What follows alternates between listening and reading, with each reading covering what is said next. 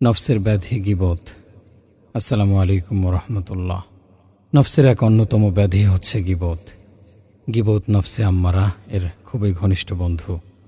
নফস অন্যের গীবত করতে খুবই পছন্দ করে।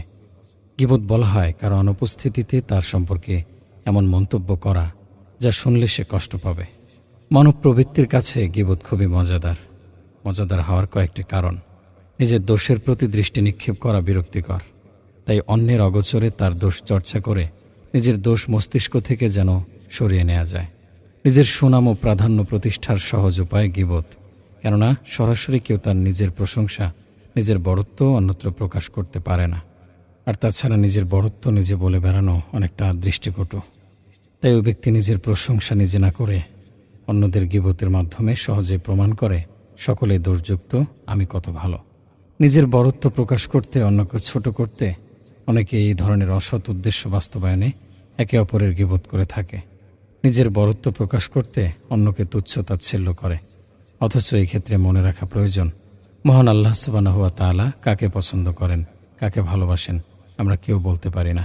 আবার কার কোনো একটি আমল আল্লাহ তাআলা পছন্দ করে, তার উপর সন্তুষ্ট হয়ে তাকে প্রিয় বান্দাদের অন্তর্ভুক্ত করে ফেলেছেন, সেটাও আমরা জানি না। তাহলে কিভাবে একজন ব্যক্তিকে আমরা ছোট বা হেয় করতে পারি? যাকে হেয় করতে যাচ্ছেন সেই ব্যক্তি যদি রবের প্রিয় বান্দা হয়ে থাকে, তাহলে নিজের অবস্থা কি হবে একটু চিন্তা করা প্রয়োজন। তাই কাউকে ছোট করার মানসিকতায় রাখা ঠিক নয়, কেননা এটা গীবতের উৎস। হিংসা বিদ্বেষের তাড়নায় অনেকেই অন্যের গীবতে জড়িয়ে পড়ে। কারো উন্নতি বা প্রশংসা দেখলেই তৃতীয় পক্ষের কাছে তার অগোচরে দোষ চর্চা করে। শুধু তাই নয়, ব্যক্তি জীবনের অনেক গোপনীয় কথাও অন্যত্র প্রকাশ করে দেয়, যেন ওই ব্যক্তিকে ছোট করা যায়। অনেকেই আছে যারা সবসময় বেহুদা কাজে সময় ব্যয় করে, সবসময় অবসর সময় কাটায়।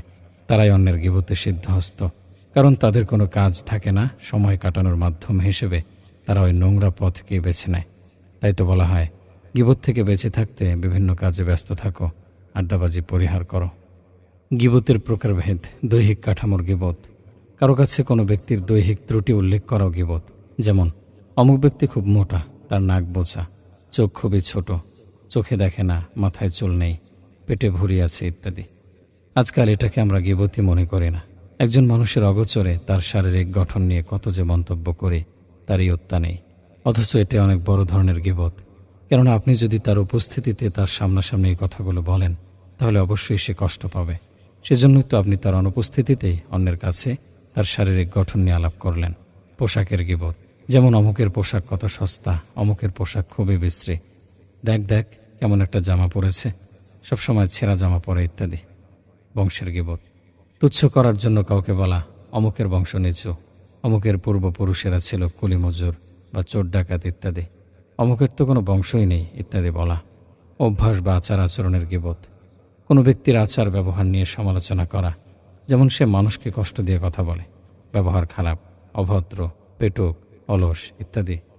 ইশারা ইঙ্গিতের মাধ্যমে গীবত। কোনো ব্যক্তির অসহায় অবস্থা অভিনয় বা ইশারা ইঙ্গিতের মাধ্যমে দেখানো, যেমন অন্ধ, বোবা ইত্যাদি সেজে দেখানো। এমনকি সমালোচনার জন্য কারো চালচলন, কথা, পোশাক ইত্যাদি নকল করে অভিনয় করাটাও গীবত। সরাসরি নাম উল্লেখ না করে এমন কিছু ইঙ্গিতবহ উপমা ব্যবহার করে দোষ বর্ণনা করা, যে লোকেরা উপমা শুনে বুঝে ফেলে কার কথা বলা হচ্ছে। অর্থাৎ গীবত করার সময় নাম না নিলেও এমনভাবে কোনো ব্যক্তির দোষ ত্রুটি বলা যে মানুষের আর বুঝতে বাকি থাকে না কার কথা বলা হচ্ছে, এটাও গীবতেরই অন্তর্ভুক্ত। কানের গীবত। নিজে না বললেও কারো গীবত শোনা এবং শোনার সময় কোনো বাধা না দেয়া, এটাই কানের গীবত। অঙ্গ প্রত্যঙ্গের মাধ্যমে গীবত। নিজের হাত, পা, চোখ ইত্যাদির মাধ্যমে অন্য লোকের নিকট কোনো ব্যক্তির দোষ বর্ণনা করা।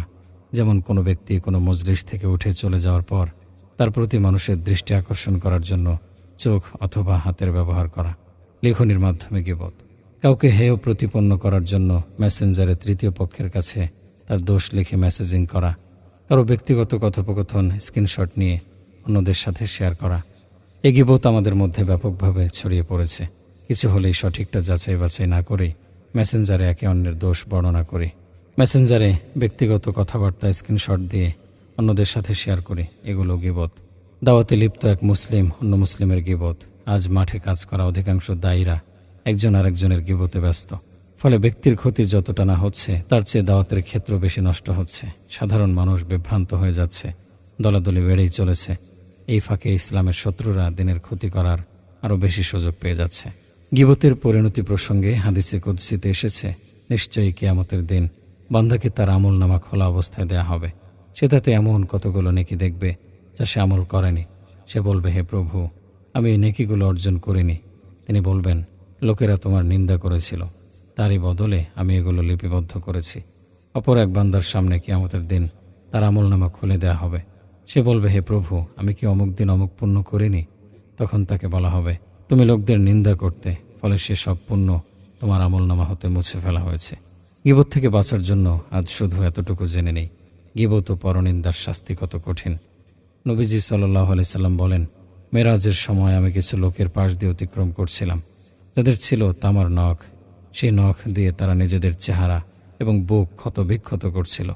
আমি বললাম, জিবরিল, এরা কারা? উত্তরে তিনি বললেন, যারা দুনিয়াতে মানুষের গোশত খেত, গীবত করত এবং মানুষের সম্মানহানি করত। আল্লাহ তাআলা কোরআনে এ স্বভাবের নিন্দা করে বলেন, ওয়াইলুল লিকুল্লি হুমাযাতিল লুমাযা, দুর্ভোগ প্রত্যেক ওই ব্যক্তির যে পেছনে ও সামনে মানুষের নিন্দা করে। আল্লাহ তাআলা আরও বলেন, হে মুমিনগণ, তোমরা অনেক ধারণা থেকে বেঁচে থাকো। নিশ্চয় কতক ধারণা গুনাহ এবং গোপনীয় বিষয় সন্ধান করো না। তোমাদের কেউ যেন কারো পশ্চাতে নিন্দা না করে। তোমাদের কেউ কি তার মৃত ভাতার মাংস ভক্ষণ করা পছন্দ করবে? বস্তুত তোমরা তো একে ঘৃণাই করো। আল্লাহকে ভয় করো, নিশ্চয় আল্লাহ তাওবা কবুলকারী, পরম দয়ালু।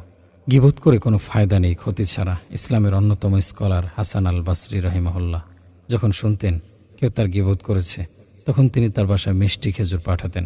অতঃপর বলতেন, আপনি আপনার নেক আমলগুলো আমাকে হাদিয়ে দিয়েছেন, এর বিনিময়ে দেয়া আমার পক্ষে কখনো সম্ভব নয়, তাও আমি আপনাকে সামান্য হাদিয়ে দিলাম।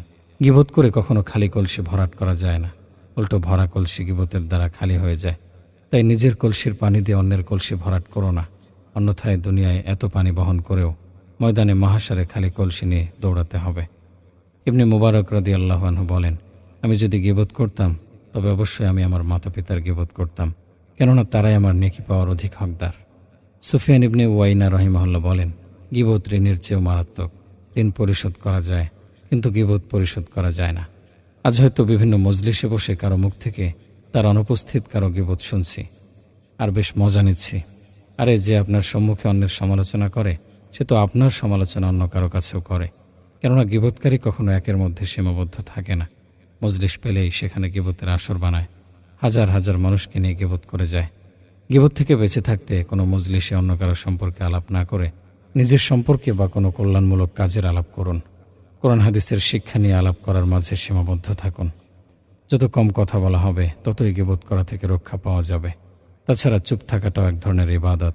এজন্যই বলা হয়, কম ঘুমাও, কম খাও, কম কথা বলো।